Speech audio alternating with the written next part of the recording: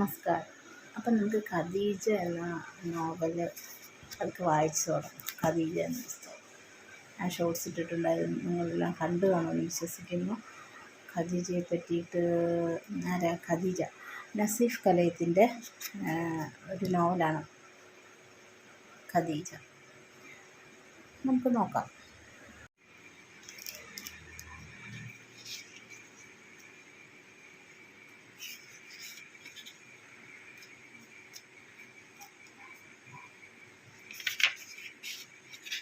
ഖദീജ ഒന്നാമത്തെ അധ്യായം. മജീദിക്കാൻ്റെ ചായയ്ക്ക് അന്നും ഇന്നും ഒരേ കടുപ്പമാണ്, മധുരമാണ്. അബൂക്ക വന്നിരുന്നാൽ മതി, ചായക്ക് പറയുക പോലും ചെയ്യേണ്ട. കടുപ്പം കൂട്ടി, മധുരം പാകത്തിന്, പാല് കടുപ്പത്തെ ബാധിക്കാതെ മാറ്റി മാറ്റി അടിച്ചടിച്ച് മജീദിക്കാൻ്റെ കയ്യിലെ ഒരു ഗ്ലാസ്സിൽ നിന്നും മറ്റേ ഗ്ലാസ്സിലേക്ക് നീണ്ട വര പോലെ ഒഴിച്ചൊഴിച്ച് പതപ്പിച്ചെടുത്ത ഒരു കറക്ക് ചായ അതിങ്ങനെ അബൂക്കാൻ്റെ മുന്നിലെത്തും. അബൂക്കാൻ്റെ കടുപ്പവും മധുരവും ഒക്കെ മജീദാക്കയ്ക്ക് അബൂക്കയോളം തന്നെ അറിയാം. കൊഴുപ്പ് കണ്ടിട്ടില്ലാത്ത ശരീരം, നെഞ്ചിലെ എല്ലുകളൊക്കെ ഇട്ടിരിക്കുന്ന വെള്ള ബനിയനടിയിലൂടെ കാണാം. കള്ളിത്തുണി തലയിൽ ചെറിയ തോർത്തുകൊണ്ടൊരു കെട്ട്, അതാണ് മജീദിക്ക. കശുവണ്ടിയുടെ വില തൊട്ട് അമേരിക്കൻ പ്രസിഡൻറ്റിൻ്റെ തിരഞ്ഞെടുപ്പ് വരെ ചർച്ചയാവുന്ന ആ ചായക്കട ചർച്ചകളിലെ അധ്യക്ഷൻ. മജീദിക്കാൻ്റെ ചായക്കടയാണ് നാട്ടിൽ അബൂക്കയുടെ ഇഷ്ടകേന്ദ്രം.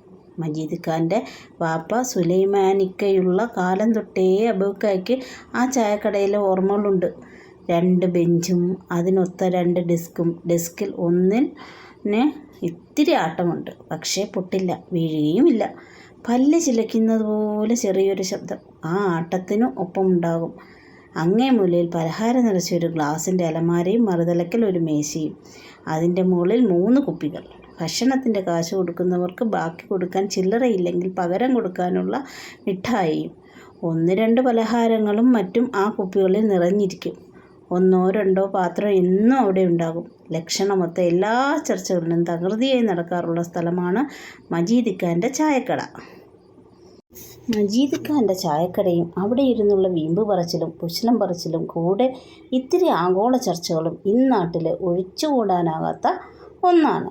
എവിടുന്നാ കുഞ്ഞുഞ്ഞാനെ വരുന്നത്? ആകെ വിയർത്തല്ലോ. വന്നു കയറിയ കച്ചവടക്കാരൻ കുഞ്ഞുഞ്ഞാനോട് അബ്ദുവാണ് അത് ചോദിച്ചത്. പുറം നാട്ടിൽ പോയി മരങ്ങൾ നോക്കി നല്ല വില പറഞ്ഞ് കച്ചവടത്തിനാക്കി അത് മുറിച്ച് വേറെ നാട്ടിൽ കൊണ്ടുപോയി വിൽക്കുന്നതാണ് കുഞ്ഞുഞ്ഞൻ്റെ പണി. ഒരാഴ്ച വരെ അയാൾ കച്ചവടത്തിന് നാട്ടിൽ നിന്ന് പോകും.